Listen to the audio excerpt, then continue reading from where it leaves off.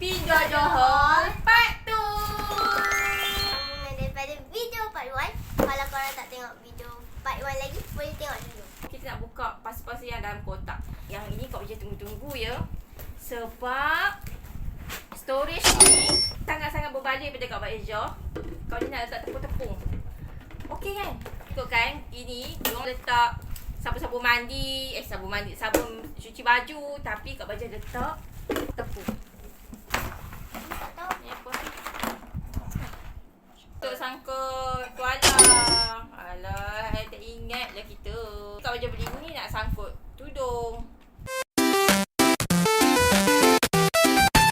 Next, ya. Ni yang punya pula. Weh, kau tak ada kemek-kemek weh. Oh, jauh perjalanan kan. Dah kemek-kemek dah kau tak sampai kat Malaysia.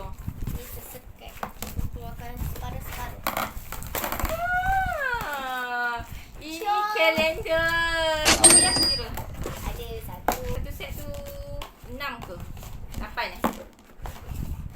10. 10. Okay, so sampai Malaysia tak kemek tak apa. Dalam kotak. Elok. Okay, puas hati, elok, tak kena scam. Banyak barang-barang yang storage. Untuk Kak Baja kita nak letak barang-barang dapur kan. Yang susu-susu barang dapur. So, ini pun benda yang sama juga. Macam yang tadi lebih kurang. Tapi saiz dia besar sikit lah. Harga pun bawah RM5 Kak Baja rasa.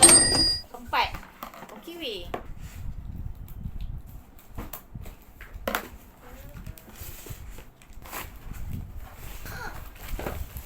Ini bekas. Ini pun bekas. Satu, dia ada 3 tier lah. Satu je. Ada 2. Dalam ni kau je letak yang 4 sekawan tu. Bunga lawang, kayu manis tu. So senang kita ambil dalam satu bekas satu tempat saja. Holder untuk brush gigi yang lama, kita nak tukarkan yang baru. Comel. Ya, yang punya. Yang punya gambar apa ya? Gambar ni tak. Princess. Tengok. Tak. Musang ke apa entah. Tadi. Ini dia punya aksesori tabung. Tabung ke? Tengok. Dekat rumah-rumah dia ni. Besar tabung. Yang ini murah gila, RM1 something. Tak ada. Serius murah gila. Kau punya yang kecil. Yang ini actually untuk kita nak letakkan pisau. Di 360 darjah rotation. 1, 2, 3. Tempat letak remote. Tak cukup je. Oh, masuk je tu. Gam. Itu gam. Gam. 20 ke 30?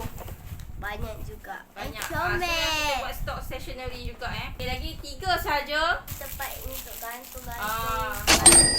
Gantung saja. Apa benda? Oh. Ya, storage pun buka. Kau aja plan nak letak macam rempah-rempah macam tu. Tapi tengoklah kita macam berkenan nak buat yang lain lah pula. Ni ada dalam 6 ke? Rasa tak sampai 10 rasa.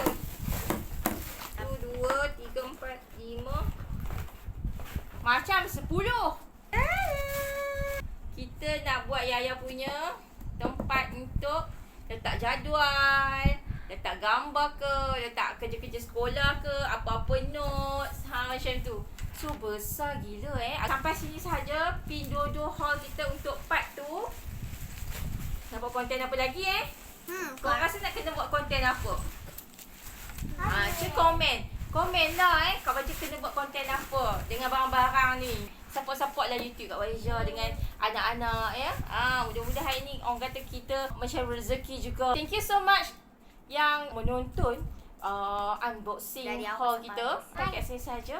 Bye-bye. Bye. So kita nak unboxing. Dapatlah mau masuk dulu. Ni yang